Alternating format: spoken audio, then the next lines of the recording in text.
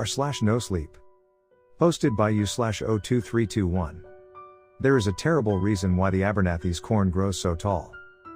Growing up, I never questioned the strange corn the Abernathy family grew. Every year it was far taller than any other field anyone had ever seen. The local town folk tried to get the Abernathy family to spill the trick to getting an insane harvest year after year. After a while, the Abernathys stopped going into town. Rumors said it was because the entire family was in poor health for some reason. When one was spotted, they looked sickly and thin. The only member of the family anyone ever saw was Judd. He was a tall, friendly man who always could spare some change or treats for children. My mother told me Judd was distantly related. He would drop by from time to see how our family was doing or to help with chores around the house. I grew up in farm country. Less than 1,000 people in town. The house is old and on the verge of falling over. There was nothing for a kid to do on summer break aside from fishing and swimming in the creek. I was so bored near the end of summer. The field's about ready to be harvested in a few short weeks and I would be back in school. I was desperate for anything to do when Judd's truck came down the drive to our small worn-out house. Ma and Pa aren't here. They're at Auntie's place. I told Judd when he started to get out of the truck. I tried my best to ditch my accent my entire life. I wanted to move away when I was old enough and thought the accent might have people in the city look down on me. Still, some words I stuck to using. It felt disrespectful calling my parents anything but Ma and Pa. Oh, that's alright. I was coming down to ask you for help. Trigger gone off and got lost in the field again. He's always liked you. Can you help me get him out of there? Judd asked me after I approached his truck. Trigger was an old mutt that I loved. I couldn't have a dog because my ma was allergic. But she let me play with Trigger as much as I wanted outside and made me wash my own clothes so she wouldn't go into any sneezing fits. He was a good dog, but up there in years. Being half blind meant he might be trapped inside the cornfield forever if someone didn't help him out. Yeah, sure. I got nothing else to do. I nodded and climbed inside the other side of the truck. Judd brought along chocolate bars to share. They half melted in the sun, but to a kid who barely got sweets they tasted just fine. The roads haven't been repaired for years, so we bumped along to the old Abernathy place. Pulling up the long dirt driveway, I saw an older woman sitting on the porch. She didn't even look over at us. I know I should respect my elders, but she gave me the jitters just staring off into space like that. For a while we called for Trigger outside the field while that old woman sat so very still, not looking at us. She might as well be deaf if she didn't react to the ruckus we made. I think we gotta go inside and get M, Judd said finally. I agreed.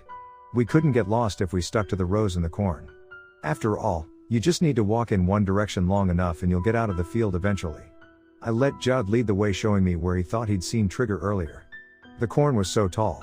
I strained my neck trying to see the top when we started to walk along the rows. I knew I was short, but even a full-grown man would be dwarfed by this corn. Since I grew up with this one field always being so tall, I'd never thought anything was strange about it until I went inside. Taking a few steps in, I noticed how cool it felt compared to the outside of the stalks. I didn't hear any bugs chirping, or anything aside from Judd walking in front of me. Sometimes we tried calling for Trigger again while looking to see if he left any tracks for us to follow. I kept walking, calling out every once in a while. We'd gotten pretty far inside the field when I heard a noise. I froze trying to listen for the sound again. I thought it was rustling somewhere just beyond my line of sight. Did you hear something? I asked, staring off into the corn. Judd stopped to listen for a while. When the sound didn't come again, he shook his head. Must have just been the wind. How old are you going to be this year, Ty? Judd asked me after a few minutes of walking again. 13. I answered back without a thought of why he was asking. Judd sometimes just asked questions for the sake of talking. That's a good age. You know, back in the day you would be an adult by now. You sure have grown a lot in the past few years. Going to be as tall as me soon. I nodded, not really listening or paying any attention of where we were going. For a nearly blind and old as dirt dog, Trigger sure did cover some ground. Shouldn't we try and head back? Get some food for him to smell and lure him out? I suggested. In a few minutes. There is something pretty cool coming up. I wanted to show it to you for a while now. Warning bells in my head faintly went off, but I dismissed them. This was Judd after all. I've known him for my entire life. My parents trusted him and he'd helped us out a lot in the past. You know, I got Trigger for you. I heard you wanted a dog, so I adopted him from the old Kelly farm. He'd gotten too old to be a good farm dog and I stopped them from just dumping him off on the side of the road. I thought if I had him, you might spend more time with me. Something about this felt off. I didn't know the name of the feeling in my stomach. I pushed it down, reminding myself that this was Judd after all. The man who saw me grow up and a distant relative. Nothing was wrong, and I was just a little freaked out by being in the weird cornfield the whole town spoke about. Judd paused to turn to me. His cold blue eyes looking over to make sure I was still following. He held out his hand like he had done 1,000 times before, and like all the other times I reached out to take it without a second thought. We walked a few steps forward to a clearing inside the corn. Seeing an empty space made me realize just how tall the stalks really were.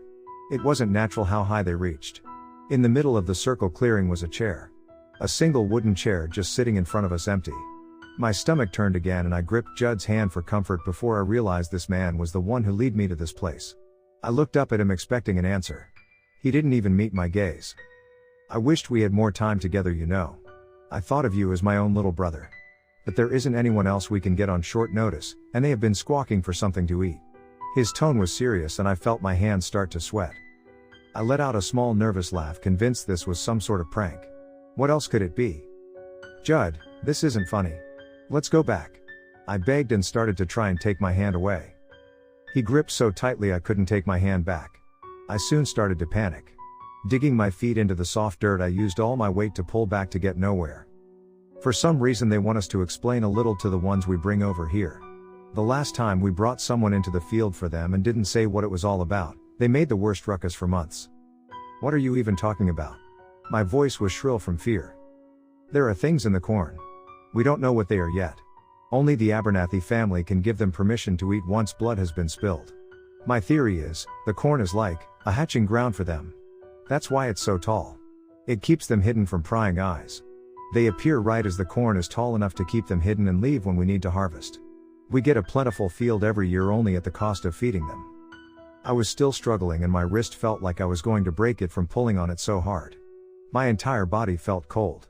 This man wasn't the Judd I've known my entire life. I didn't know who he was. The person I grew up knowing was a mask that fooled everyone around him. Please. Let me go home. I croaked, hot tears starting to fall. He finally looked down at me, a half smile on his face. My entire body froze up and I was seconds away from getting sick. That look on his face was as if he was staring down at 3-course meal after starving for days. It was a look no one had ever given me before and one I never want to see again. Before they come for you, how about you spend some time with me? He asked, still with that awful smile on his face. Being a child, I didn't understand what he could have planned. All I knew is I was terrified. I thought back in school trying to think of any advice teachers gave me to deal with a situation like this. They said if a strange man approached you to run and get an adult or scream. Screaming would do nothing and I couldn't get my hand free. Not wanting any of what he was going to do, I let myself turn completely feral. I screamed and thrashed trying to get away. Judd looked confused and he reached a hand towards me to hold me still. I snapped at him, missing the first time. The second time my teeth sank into flesh. My screams muffled but his rang out through the field. He shook trying to get me off. I knew when he did, he might hurt me. I kept my mouth clamped down hard as I tried kicking at his shins. I'll admit, I didn't have a plan beyond doing as much damage as I could, then running. Giving up on trying to pry me off, he gave my head a sharp smack trying to get me to release his bleeding hand. My head was swimming and I was dizzy. Any second now he would start hitting harder and I needed to decide to let go and run or not. My rescue came in the form of something I never expected. Trigger came bolting out from the other side of the clearing, barking his head off. He jumped at Judd and latched onto his leg. Now he had me biting his hand and Trigger thrashing and ripping his pants. The old dog had never even barked before. He liked Judd and I never imagined he would attack him, or anyone for that matter. I was beyond thankful. With some regret I let go, tasting blood in my mouth. Turning on my heels, I ran down where we came from as fast as my legs would carry me. I didn't want to leave Trigger behind, but I had no choice. I hoped he would be safe until I could come back with some help. Running through the corn, the stalks slapped my face. I could hear Judd screaming and cursing up a storm behind me. He used words I'd never heard before, and if my mother was there, she would beat him down for such language in front of her child. My chest strained against my fast pace. I didn't understand it. We hadn't really walked that far. I should be seeing a way out by now. I covered a lot of ground and yet I didn't see where the corn stopped. Suddenly my foot caught and I tripped, falling hard. Panting, I sat up and my body tensed when I heard something close by walking around. I tried being as silent as I could, hoping I wouldn't be seen through the stalks. When a wet, cold feeling bumped against my back, I was too scared to even scream. My heart beat frantically when a flood of relief came surging through my body. Trigger found me, somehow getting away from Judd without any injuries. I pressed my face into his fur, giving silent thanks for him saving me. Slowly trying my very best not to make any noise, I started along through the massive stalks, fully aware of every sound around me. Trigger stayed matching my pace, and I kept a hand on his back so he knew I was still there and not going to leave him. Aside from being scared, I was so angry. Judd had been family. The entire time he was just pretending for what? Were there really things in the corn wanting blood? Or was Judd just crazy? I wanted answers, but I mostly wanted to get the hell out of there to find an adult I could trust to take Judd in. He hadn't done anything to me yet, but that look in his eyes was criminal enough. As the time passed, I sweated through my shirt in fear. I was getting closer to a sound I recognized. A clucking sound. I didn't think the Abernathy family kept chickens. I still went closer to the sounds, hoping it led to the way out. Keeping walking forwards, I only saw more corn. Trigger stopped us. The hair on his back stood and he grew tense. A very low growl came from him, and I frantically started to look around, seeing if Judd found us. That's when I saw it. Something I'm not entirely certain of what it was to this day. Judd wasn't lying. There was something in the corn. The thing was massive. Somewhat hidden in the stalks, it was a dark red. So dark it was nearly black. I darted a few feet away from me, back further into the field. At first, I didn't think I'd seen anything. The stress was getting to me and I was just imaging things. Until I looked over my shoulder behind me. And then looked up. Staring down at me was a pair of red eyes belonging to the biggest bird I've ever seen.